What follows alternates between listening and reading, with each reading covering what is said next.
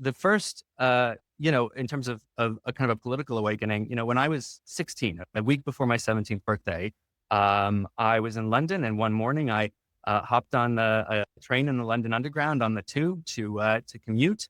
That never reached its destination. About 10 minutes in, an Al Qaeda suicide bomber detonated. I saw things I wouldn't wish on anyone. I don't think you've told me this story before. Holy Well, shit. then, I'll briefly, without hijacking the podcast, Wow. tell you a little about now. Right, I got on the commuter train at about, I think, 8:40 in the morning at King's Cross Station, and at the same time, another gentleman, his name was Shazad Tanweer, with a nail bomb in his backpack, got in. About 10 minutes in, what I thought was that we'd hit a wall and derailed. Everything came to a Mhm. crash stop. It went dark, and then the emergency lights flickered on, and train car started to fill with smoke, and we kind of tucked our Oh, shirts into, or our mouths into our shirts in case the air was poisonous. And then it was a waiting game, right? There was debris. I didn't know it at the time, but I had blood on my forehead, somebody else's. Um, and we sat there wondering what was going to happen next and how long we'd have to wait till somebody came. And you could hear people screaming and screaming for help.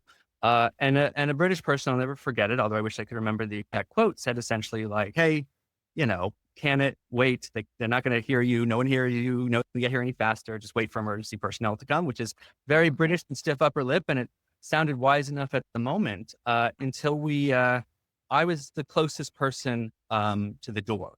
And we decided to force the door open for a little bit more air. And immediately on the other side of it was a woman. And I will preface this by saying that she lived. And it took me years to find that out. And it was an important moment for me. We have never spoken, though I know who she is.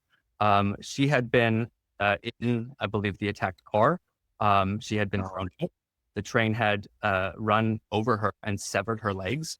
She was bleeding out from her legs. And sorry to start this podcast on something graphic and not related to housing, but it is oh, shit. genuinely that she looked me in the eyes and reached out to me and me alone with a bloody hand as the blood and mucus dripped from her nose, and said, "Help."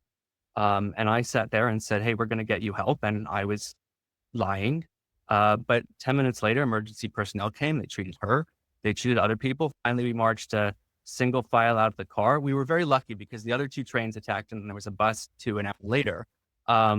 We're in single tunnels, where the explosion had less room to go, and we were in a tunnel with multiple tracks, which meant also that after we processed out the back, we marched along those tracks to get out of the station. And as we did, you passed bodies, some still and some stirring. You passed the car that had been attacked, which looked like crushed tin can. With I remember still seeing some sparks and flames, but that could be the fabrication of 20 years of memory, and people inside being treated. And so I bring this up only to say that from an early age, for me at least, the idea that politics wasn't an abstraction, and for that matter, neither was history. It was immediate. It was real. It isn't fun for the chattering classes to talk about. It is our lives. It touches everything we do. It is life or death. And we have to stand up and have a say in that. And also, life is short, and there is no time to waste. Just do the thing and say the thing. Yeah. We're up at a pretty early age. And then to continue a long story, I lived in San Francisco. It's kind of where I built my career in my company. Seeing how many of my friends in my artist community were driven out of the city. I mean, it has hollowed out so many Mhm. people that I care about that were in super crucial parts of the culture of San Francisco are gone. And I blame scarcity and our surging rates. But the thing about scarcity and the zero mind sum it creates is that those same people then are terrified of new housing, and you get Yeah. this perpetual problem. But my radicalization in YIMBYism wasn't just, hey, we need to build more housing overall. It was seeing how all of our conversations were about affordable housing. And then when the city stepped up and said, we're going to build up 4 stories of 100% affordable housing on this empty lot or this abandoned McDonald's, people could still rise up and say, no, not near me. No, I don't like shadows. No, that doesn't look like the neighborhood. No, don't bring the riffraff near me.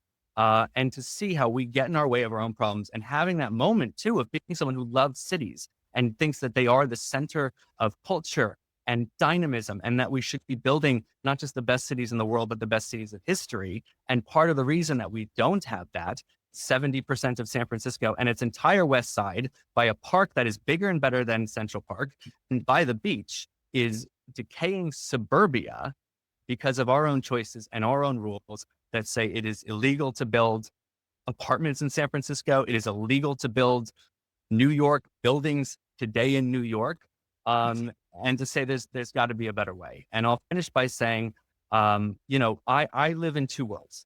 On the one hand, I am an ultra progressive, bleeding heart liberal San Francisco artist, fighting the man and doing incredibly multicultural work. I said 10 years ago that every year, half of our artists, more than half of our artists would always be women. More than half of our artists would always be people of color. We have always hit that. We will continue to hit that. We are huge on platforming trans artists. That is one of my lives. I have this other life where I am a Silicon Valley based entrepreneur and my clients are Apple and Google and Meta.